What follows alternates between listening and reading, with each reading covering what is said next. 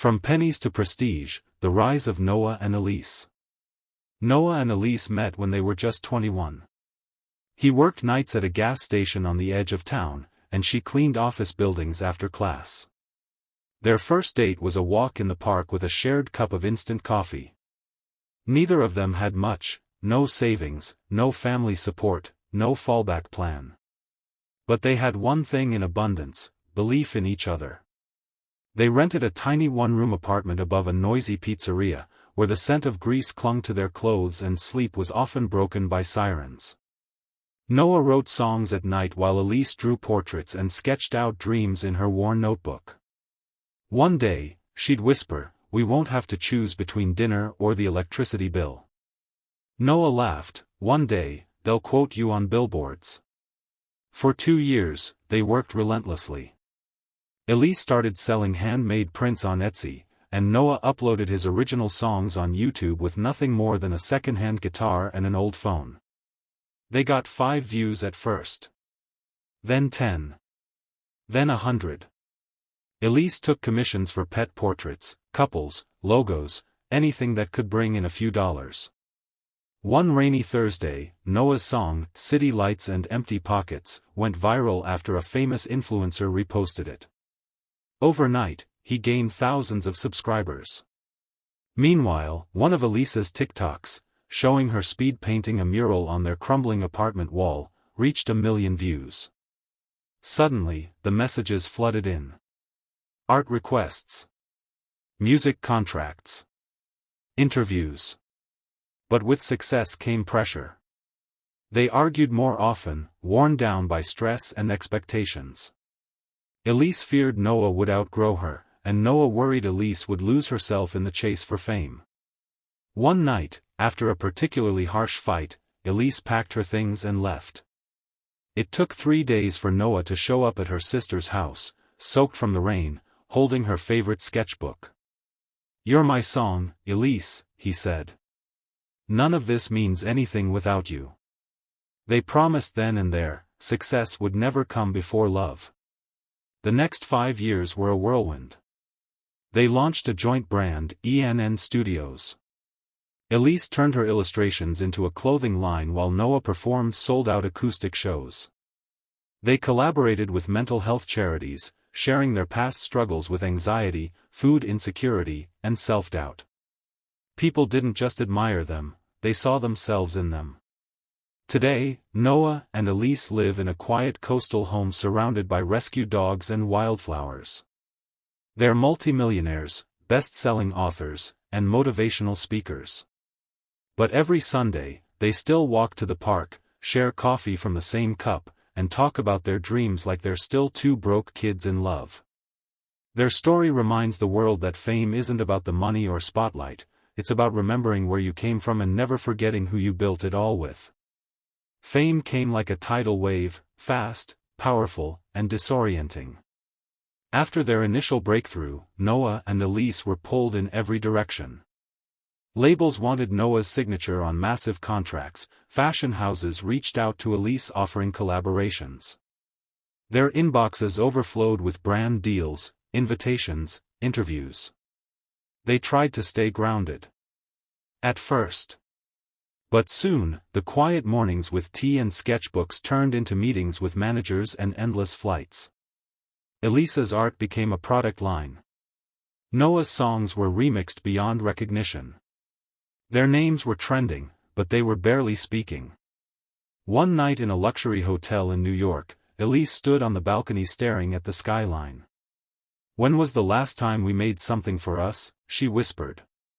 Noah stepped beside her, his voice quiet. "I don't even recognize my own lyrics anymore." That night, they made a decision: they would pause. They canceled 2 months of appearances. They turned down endorsement offers worth 6 figures. Their agents panicked. The media speculated. But Noah and Elise needed time to breathe.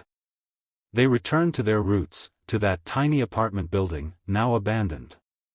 The pizzeria downstairs was closed, its windows boarded up. Elise took photos of the rusting mailbox where they once received their first online order. Noah played his guitar on the stoop where he once wrote love songs for her. There, among the echoes of their past, they made a vow: success would never again mean sacrifice of self. They restructured everything. Noah launched a new independent label that supported unknown street musicians, giving them free production, mentorship, and fair contracts. He named it Backstreet Sound, a tribute to the alley he used to rehearse in. Elise created Hope, a non-profit for young female artists from disadvantaged backgrounds. She ran art workshops in shelters and juvenile centers. Her brand became known not just for its beauty, but for its soul. Together, they co-founded the Hollow Hands Foundation, named after a phrase Elise once wrote in her diary: "Our hands were empty, but never hollow, always holding something invisible, like faith."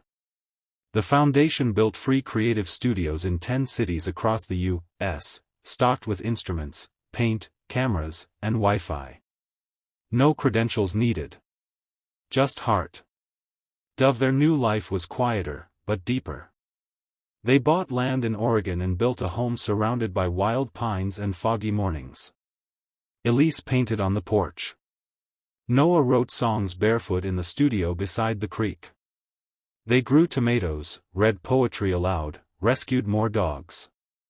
Despite their new wealth, their habits remained simple. Elise still reused old sketchbooks until the very last page. Noah still wore the same thrifted jacket from his first gig. But what changed most was how they used their voices.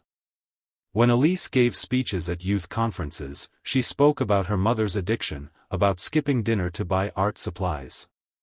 Noah, once anxious and shy, opened up about his battles with depression and how fame nearly drowned his spirit. They weren't just famous, they were human. And that made all the difference. Glowing star the moment everything came full circle. On the 10th anniversary of Noah's viral song, City Lights and Empty Pockets, they held a free concert in their hometown. It was in a park, the same one where they shared their first coffee. 10,000 people came. Some cried, others danced barefoot in the grass. Elise painted a mural live on stage while Noah played a new acoustic track called Still Yours. Midway through the song, he stopped. "Elise," he said into the microphone, "10 years ago, I couldn't afford a birthday gift, so I wrote you a song. Today, I bought the naming rights to this park. It's now Elise's garden. You've always planted beauty in places people forget. Now it's your name they'll remember." She cried, right there on stage. And the crowd rose with her, not just in applause, but in gratitude. They weren't idols. They were reminders. That love could endure. That kindness could grow. That dreams weren't reserved for the privileged. Sparkle's legacy in motion. Today, Noah and Elise remain household names, not because of their brands, but because of what they stood for. Their love is taught in college classes as a case study of partnership over fame. Their foundation sponsors over 500 young creatives every year. Their first book, From Pennies to Prestige, became a global bestseller, translated into 22 languages. They've been invited to the White House, spoken at the UN, even had a Netflix documentary made about their life. But their favorite title? Just Us. At night, they still sit by the fire with cocoa mugs and talk about dreams not yet reached, an animation studio, a retreat center for burnt-out creators, maybe even a quiet cafe where everything is pay what you can. Because Noah and Elise know something most people forget. True wealth isn't measured in dollars, it's measured in what you give back. And by that measure, they are the richest people in the world.